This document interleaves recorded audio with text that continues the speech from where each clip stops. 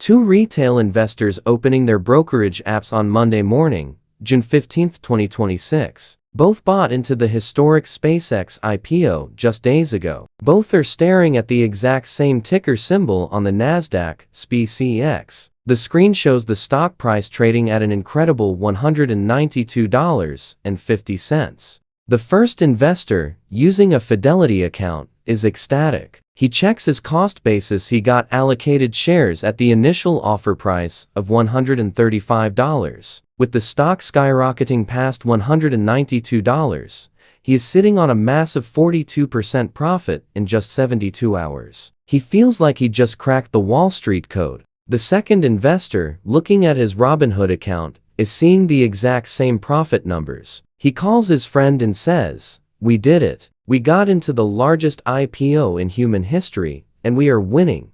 They both plan to click the sell button soon to lock in their thousands of dollars in quick profits. But what they don't know is that behind those blinking green numbers on their screens, Wall Street has quietly armed a mechanical time bomb, an invisible legal barrier that is ticking down to one specific date: Saturday, June 27, 2026. If the Fidelity investor clicks sell on Monday, June 29, he walks away with his fortune cleanly. But if the Robinhood investor clicks sell on that exact same day, his account will be instantly flagged, penalized, and locked out of the market for months. Same stock, same price, same day, but two completely different financial destinies. Which raises the critical question that the financial media is completely ignoring.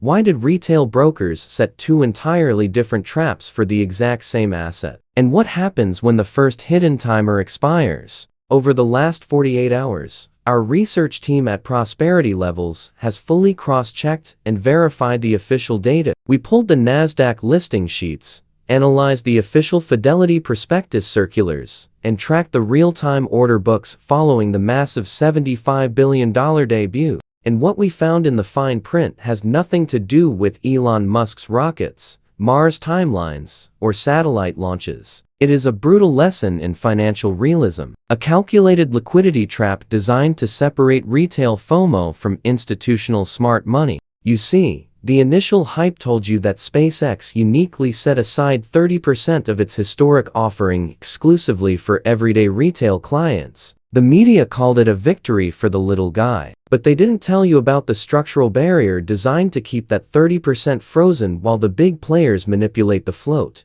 In this video, we are breaking down the exact broker-by-broker data maps that Wall Street didn't want you to connect. We will look at the strict 15-day restriction window ending on June 26, and why Saturday, June 27th, is officially judgment day for this stock. We will expose the massive structural difference between Fidelity's short lockup and the 30-calendar day holding policies enforced by Robinhood, SoFi, and E-Trade. And we will look at how Charles Schwab took a completely opposite approach, choosing no any flipping penalty at all, and instead relying on account-level access to filter its client base before the IPO even launched.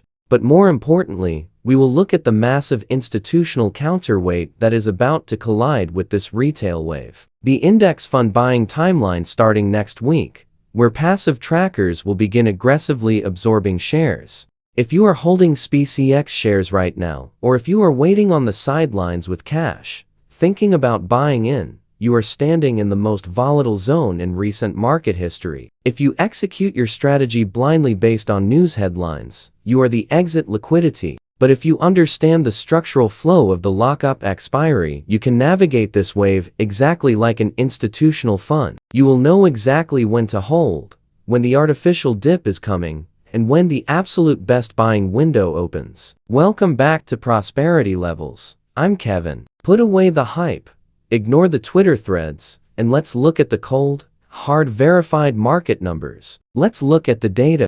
To understand why June 27th is a critical trigger, we first have to look at the sheer scale of what happened on Friday, June 12, 2026. SpaceX did not just go public. It rewrote the history books of global finance. By selling 555.56 million shares in its base offering, later expanded to 638.9 million shares when underwriters exercised their full greenshoe option. The company raised a staggering $75 billion, with the potential to reach $85.7 billion in a single session. This instantly smashed the previous historic IPO records, making it the single largest public capital raise in human history. The stock was originally priced at a baseline of $135 per share, but the institutional demand was so intense that the traditional pricing models immediately broke down. On Friday morning, the opening bell rang, and SPCX did not open at $135. It opened at $150, instantly gapping up on high retail demand. By the closing bell of day one, retail frenzy and institutional buying pushed the stock to close at $161.11, a massive 19.34% gain in just a few hours of live trading. But the real shockwave hit on Monday, June 15th. While mainstream analysts expected early profit-taking, an additional wave of institutional capital flooded the Nasdaq. The stock gained an additional 20% in a single day, settling at a massive $192.50. Let's bring up the valuation spreadsheet on the screen so you can see the absolute scale of this anomaly. At $192 a share, with approximately 13.08 billion total shares outstanding, SpaceX's implied market capitalization sits at approximately $2.52 trillion. That figure places it firmly in the mega-cap tech tier, surpassing most legacy industrial giants and sitting alongside only a handful of companies in human history that have crossed the $2 trillion threshold. But here is where financial realism cuts through the noise. When a company has a $2.5 trillion market cap, but only a tiny fraction of those shares are actually available to the public, the market becomes dangerously sensitive to sudden shifts in supply. This public availability is what Wall Street calls the float. SpaceX has a massive valuation, but a microscopic public float. The IPO shares represent only about 4.25% of the total shares outstanding, and 30% of that float was handed directly to retail accounts through various apps. This is where the trap begins, because every broker implemented a completely different set of rules to control how and when you can move your shares. Let's look at track 1 of the broker breakdown. Fidelity. Fidelity's deal desk structured a specific 15-day anti-flipping rule exclusively for the SpaceX offering. What does anti-flipping mean? It means if you are lucky enough to get allocated shares at the IPO price, the broker expects you to be a long-term investor, not a short-term trader. If you buy shares at $135 and try to sell them 48 hours later at $192 to make a quick buck, Fidelity flags you as a flipper. They don't steal your money, but they trigger a multi-month restriction ladder that bars your account from participating in any future IPO offerings. For a serious investor, being banned from the IPO desk is a massive financial death sentence. So, Fidelity retail investors are forced to sit on their hands, watching their 42% paper profits fluctuate, waiting for that 15-day clock to run out. Now, let's look at track 2.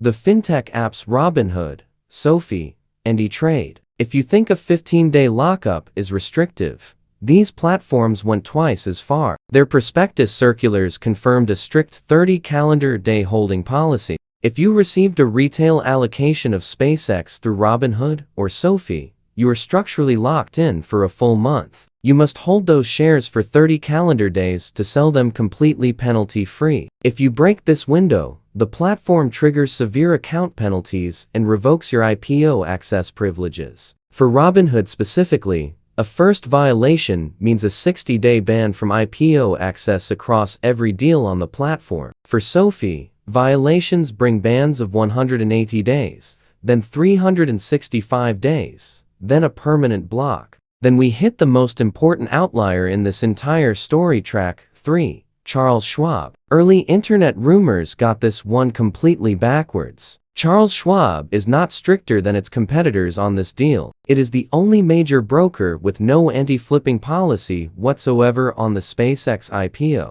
Schwab confirmed publicly that no holding period restriction and no penalty ladder apply to its clients on the SPCX offering unless the issuer specifically required it, which SpaceX did not. This means a Schwab client who received an IPO allocation could legally sell their shares on day 1, day 2, or day 3 with zero penalty and zero account consequence. No ban, no restriction, no fine print. Schwab's approach reflects a fundamentally different business model. Rather than enforcing post-purchase restrictions, Schwab relies on its existing client profile, typically older, wealthier, and more conservative long-term investors, to naturally produce stable holding behavior without needing a role to force it. The result is the same stable flows, achieved through a completely different mechanism. When you connect these three tracks on a single timeline, a massive coordination asymmetry emerges. The retail float is not uniform. It is fragmented. One group of retail investors is locked for 15 days with escalating penalties. Another group is locked for 30 days with account suspensions. And a third group has full freedom to trade from day 1. Understanding which camp your shares live in is not optional information. It is the entire game. And this brings us directly to the core mathematical anomaly of this entire event: the relationship between the calendar dates and the expiration of these windows. Let's look at the exact date math that the market is running toward. Day 1 of live public trading was Friday, June 12th. Fidelity's 15-day restriction window runs continuously through the weekends, which means the 15-day lock officially expires at the end of Friday, June 26th. Therefore, Saturday, June 27, 2026, is exactly day 16. It is the exact moment Fidelity's own FAQ confirms as the first day clients can sell without being labeled a flipper, making Monday, June 29th, the very first live trading session where thousands of Fidelity allocators can legally liquidate their positions penalty-free. This is why June 27th changes everything. It is the opening of the first massive retail liquidity floodgate. And if you don't understand the mechanics of what happens when that gate opens, you are walking directly into a trap. Let's pause and think about the psychological tension building up in the market right now. Imagine being an everyday investor who has never seen their account grow this fast. You are holding a volatile asset that is priced at nearly $200. Every bone in your body is telling you to take the money and run. But the broker's software prevents you from doing so without a penalty. This creates an artificial pressure cooker. The sell orders are not disappearing. They are just piling up behind the scenes, waiting for the clock to hit midnight on June 26th. What happens to a stock price when a massive wave of forced diamond hands suddenly turns into authorized sellers all at the exact same minute? History gives us a very clear answer, and it isn't pretty. When supply suddenly surges against a thin float, the price searches for a floor. But Wall Street knows this pressure exists. In fact, they are counting on it.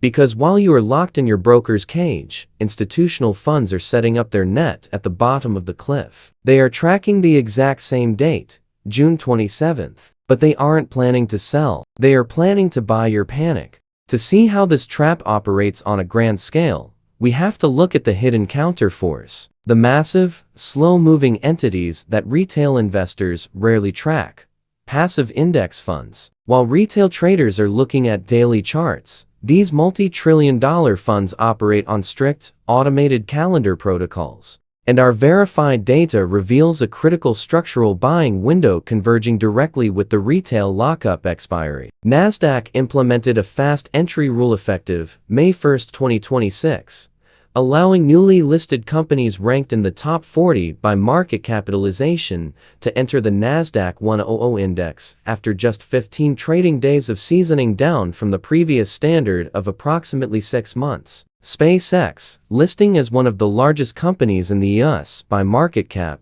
easily clears that bar. 15 trading days from June 12th lands at approximately Thursday, July 2, 2026.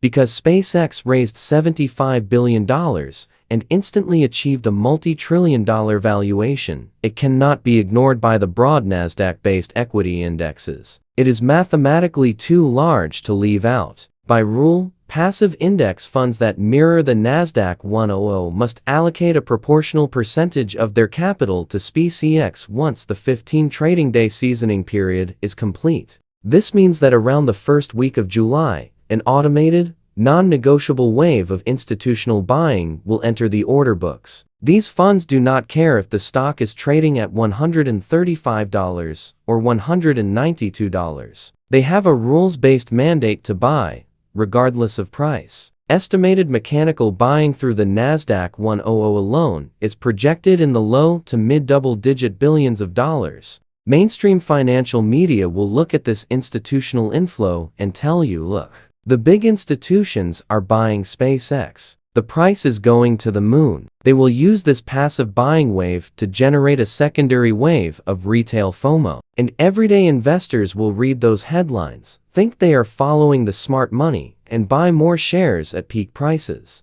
But here is the financial realism. The institutions are not buying because they love the stock at $192. They are buying because their software algorithms are forcing them to match the index weight. It is an administrative execution, not a tactical endorsement.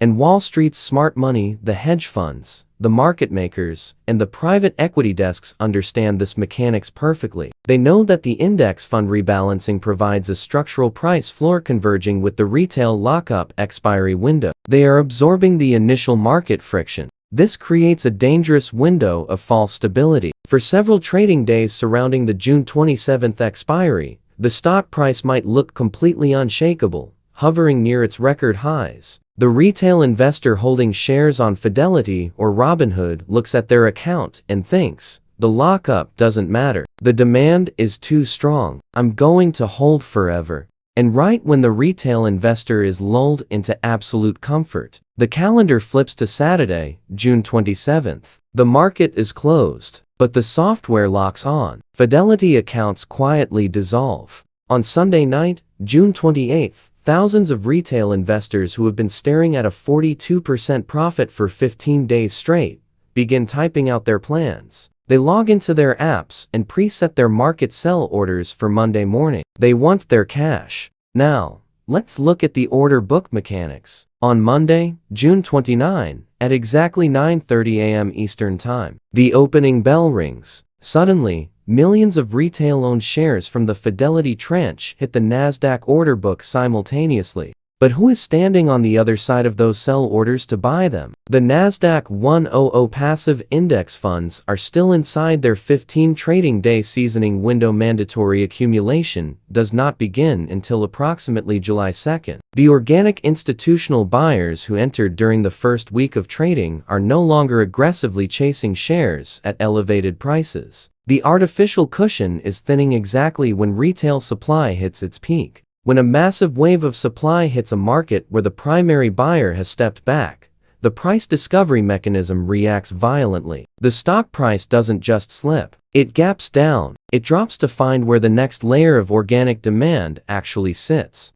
And guess who is waiting at that lower layer? The sophisticated institutional buyers who skipped the initial retail hype. The funds that refuse to buy at $192. They have limit orders sitting patiently at $160, $150, and $140. This is the transfer of wealth that happens in almost every historic mega IPO. The retail investor buys into the hype at the absolute peak. They are locked up while the price is high. The moment they are unlocked, they dump their shares in a panic as the price begins to drop. And the institutions buy those exact same shares back at a steep discount. But the story gets even more calculated when you look at the secondary retail floodgate. Remember Track 2, Robinhood, SoFi, and E-Trade. Their 30-day lockup period does not expire on June 27th. Their lockup runs all the way until Sunday, July 13,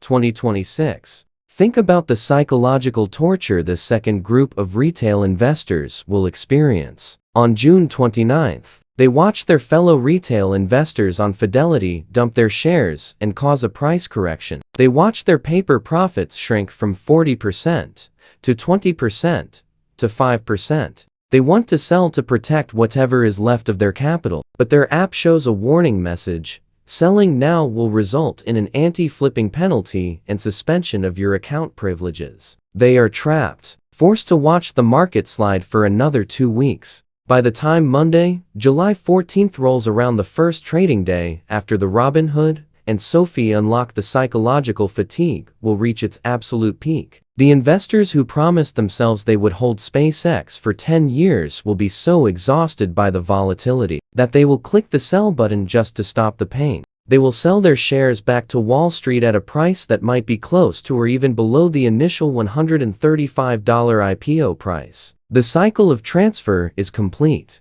This is why we look at the data at prosperity levels. Because when you remove the emotion and look at the structural design of these brokerage tranches, you realize the market is not random. It is an architectural system of liquidity flows. So, knowing this exact blueprint, how do you protect your money? If you are holding shares right now, do you join the Fidelity wave and sell on June 29th? Or do you ride out the storm? To build the ultimate execution plan, we have to look at the underlying asset itself. We have to separate the stock price volatility from the actual commercial monopoly of SpaceX. Let's look at the raw fundamentals that Wall Street is trying to acquire from you. SpaceX is not a typical tech startup. It does not have standard competition. It currently commands an absolute structural monopoly over global orbital launches. Over 80% of all payload mass put into Earth's orbit is carried by a Falcon rocket or a Starship vehicle. Furthermore, its Starlink satellite constellation is no longer a speculative project. It is a highly profitable global telecommunications network utility, generating billions of dollars in recurring,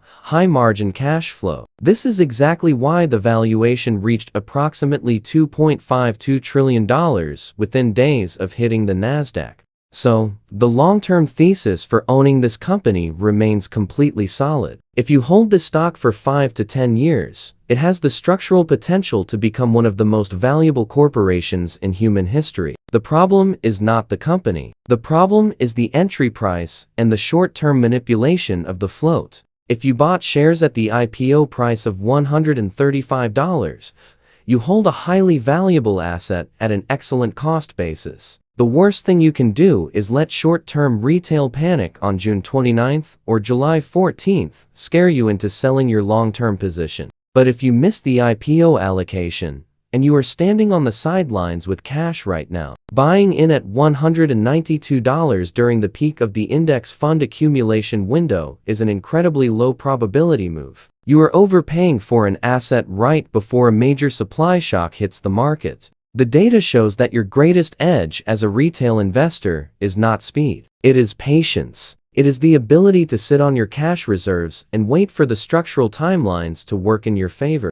Let's pull up our tactical timeline map on the screen. We have 3 distinct market phases ahead of us. Phase 1, the pre-unlock window, running from today through June 26th, during which index fund buying has not yet begun and retail sellers remain locked. Phase 2, the Fidelity unlock shock, starting Monday, June 29th, when the first retail floodgate opens. Phase 3, the fintech capitulation, starting Monday, July 14th, when the Robinhood and SoFi floodgate opens, converging directly with the Nasdaq 100 fast entry mechanical buying window around July 2nd. As an intelligent investor, you do not deploy your capital in a single lump sum during Phase 1. You treat your cash like ammunition, and you allocate it strategically across the phases where panic is highest. Let's break down the exact mathematical concept of dollar cost averaging through a liquidity dip. If you have $10,000 that you want to invest in SpaceX, you break that capital into 3 separate, calculated execution tranches. Tranche 1 is your capital anchor. This is 30% of your total money, or $3,000. You deploy this only if you want a minor position early, or you completely skip Phase 1 to protect your baseline. Tranche 2 is your lockup strike. This is 40% of your capital, or $4,000. You do not use a market order for this. You set an explicit limit order inside your brokerage account before the market opens on Monday, June 29th. You calculate a target price that is exactly 10 to 15% below the peak trading price of the previous week. If the stock is floating at $192, You place your limit order at roughly $165. You let the mechanical selling pressure of the Fidelity unlock drive the market price directly into your order. Tranche 3 is your capitulation net. This is the remaining 30% of your capital, or $3,000. You hold this cash completely dark through the entire month of June. You leave it waiting for Phase 3, the mid-July unlock of Robinhood, SoFi, and E-Trade accounts. You place a second deep value limit order at 20% below the initial peak, targeting a price closer to $150, or even the original IPO price of $135. If the retail panic hits its absolute peak in July, your net is automatically triggered. Look at what happens to your portfolio when you use this architectural approach instead of chasing the green numbers. While the average retail investor bought in at $192 and spent 2 months in a state of anxiety, your average cost basis across all 3 tranches drops to a highly safe, highly efficient level. You didn't try to outsmart Elon Musk, and you didn't try to time the exact bottom of the market. You simply used the brokerage's own structural rules to acquire a premium asset at a discount. You let Wall Street's pressure cooker do the heavy lifting for you. But before you set these orders, there is one final, hidden variable in the SpaceX prospectus that we must analyze: the staggered insider lockup structure and how the phased unlock schedule could reshape the float dynamics well beyond July. Let's look at the insider lockup architecture, because this is the ultimate piece of the puzzle that most retail coverage is getting wrong. SpaceX did not use a standard single 180-day lockup cliff. Instead, it implemented a staggered, multi-tier release schedule that spreads insider selling pressure across a full 6-month window and beyond. Here is why this structure matters for the retail investor. A traditional lockup cliff creates a single catastrophic sell event at the 6-month mark. SpaceX's tiered approach distributes that pressure across multiple smaller windows, making each individual unlock event far less destructive than a single massive release would be.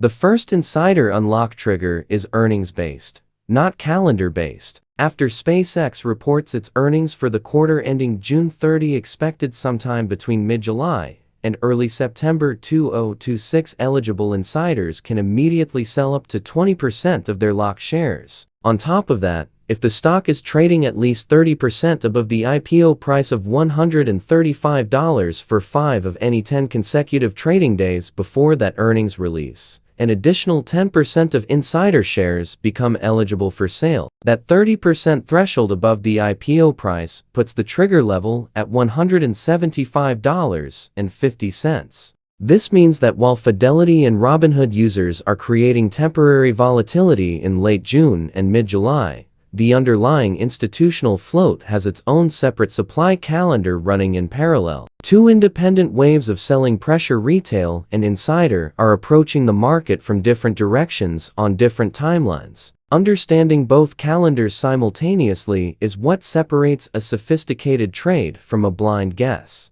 And this is the exact distinction that separates the top 1% of investors from the remaining 99%. The 99% see a price drop and assume something is wrong with the company. The top 1% look at the broker data, realize a lockup window just expired, and view the price drop as a clearance sale. Let's return to our 2 investors from Monday morning, June 15, 2026. The stock is trading at $192.50. The implied market capitalization sits at approximately $2.52 trillion. If the Fidelity investor understands the structural framework, he doesn't just blindly hold through the volatility. He looks at his portfolio, checks his long-term goals, and makes a calculated decision. If his goal was a quick trade, he knows Monday, June 29th, is his designated exit door to avoid the penalty. But if his goal was generational wealth, he ignores the green numbers entirely. He knows that a 42% gain in 3 days is just market noise. He prepares himself mentally for the upcoming volatility shock of the June 27th unlock. And what about our Robinhood investor, who is legally locked in until July? Instead of staring at the screen in panic as the Fidelity tranche hits the market, he closes the app. He understands that his structural lock prevents him from acting, so he removes the emotional cognitive load entirely. He recognizes that the market drop in early July is an illusion created by fragmented broker rules, not a reflection of Starship's orbital progress or Starlink's cash flow metrics. He holds his position with absolute clarity. This is the power of tracking the architectural mechanics of finance. When you know the dates, the numbers, and the broker policies, the market stops looking like a chaotic casino. It starts looking like a highly predictable sequence of liquidity flows. Let's review the master data summary spreadsheet on the screen one last time to cement your roadmap. IPO offer price, $135. Day 1 close, $161.11. Implied market capitalization at $192.5, approximately $2.52 trillion. Key structural dates.